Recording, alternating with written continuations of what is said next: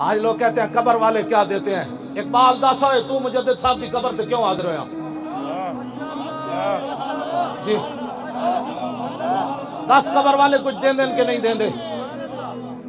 हाँ जी, जर्मनी का एक मजदूर सी नेटिश, वो ला इलाहा तक पहुंचा तो बाद अल्लाह दा मुनकिर हो गया। अलामा इकबाल कलंदर लाहौरी नूं बड़ा दुख सी यार, वो ला इलाहा तक तो पहुंचा, अल्लाह तक क्यों ना पहुंचा। इकबाल कहंदा ऊ बला दरबान वता इल्ला नरफ अज मकामे अब्दुहु बेगाना रफ। कहंदा मैनू बड़ा अफसोस है, वो ला तक ते पहुंचा, अल्लाह तक ना पहुंचा। काश बूदे दर जमाने अहमदे तारसीद बर सुरूरे सरमदे। इकबाल कहंदा हाय हाय अफसोस, ओ मुजद्दिद अल फिसानी दे जमाने च होंदा ते मुजद्दिद साहब ने ओदा हाथ पकड़ के अल्लाह तक पहुंचा देना सी।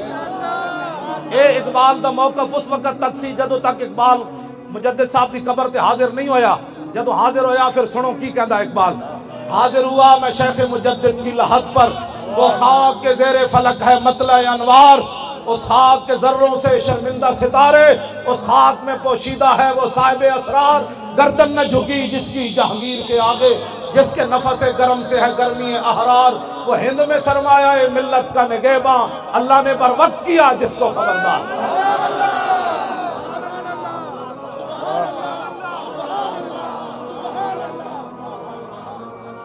तवज्जो, मैं गल बस आखिरी गल मैं मुकान लगा, बस आखिरी गल तवज्जो। मैं आख्या इकबाल उत्थे शिरक हो रहे सी, कहने लगा मैनू तो अल्लाह दे अनवार तजल्लियात नजर आए।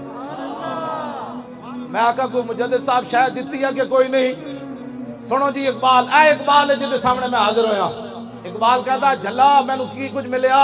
पहले तो मेरा मौकफ सी कि मजजूब फरंगी को मैं दलाइल तौहीद के नहीं समझा सकता था, लेकिन जब मुजद्दिद साहब की कब्र से मैं बाहर आया तो इकबाल कहता छोड़ो यारा गल ही हो रहे, मैनू मुजद्दिद साहब तौहीद दे असरार और रमूज दिते। अगर होता वो मजजूब फरंगी इस जमाने में तो इकबाल उसको समझाता मकामे किबरिया क्या। कौन समझ आई? इकबाल कहता मैनू मुजद्दिद साहब ने तौहीद दे असरार और रमूज इतने दिते कि मुजद्दिद साहब दे बहुत वड्डे ना जो होंदा मजजूब फरंगी तो इकबाल उन्होंने समझा देना सी ला इलाहा इल्लल्लाह मुहम्मद रसूलुल्लाह।